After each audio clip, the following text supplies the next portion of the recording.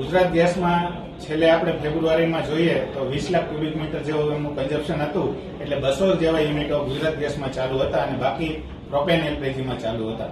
એમાંથી જોઈએ તો એમને જે 80% ગેસ મળી રહ્યો હતો એમાં અત્યારે સિરામિક ટાઇલ્સ બનાવતા અને સેનેટરીના ટોટલ મળીને 40 જેવા યુનિટ અત્યારે ચાલુ છે. પહેલા 41.50 રૂપીસ હતો, આજના જે પ્રાઇસ આપણને મળ્યા છે 92 રૂપીસ મળ્યા છે અને એ યુએસડીમાં 94 રૂપીસના કેલ્ક્યુલેશન ઉપર છે.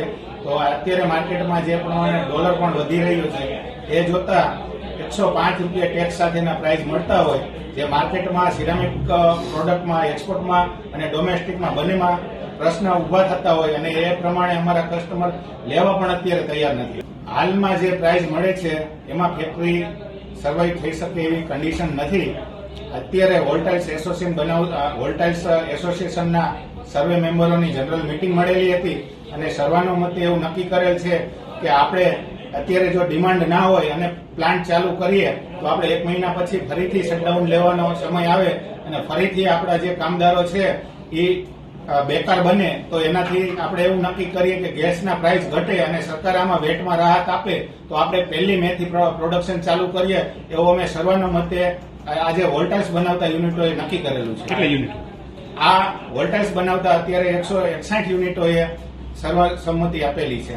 આમ જોઈએ તો ઉદ્યોગમાં તો બહુ નુકસાન હોય, કારણ કે એમને બેંકના હપ્તા ચાલુ હોય, શ્રમિકોના પ્રશ્ન હોય, ઉદ્યોગકારોને ઘણી બધી ઇન્ડસ્ટ્રી છે, સોલાર પ્લાન્ટ પણ લગાવેલા છે, એટલે એના પણ લોનના હપ્તા ચાલુ હોય.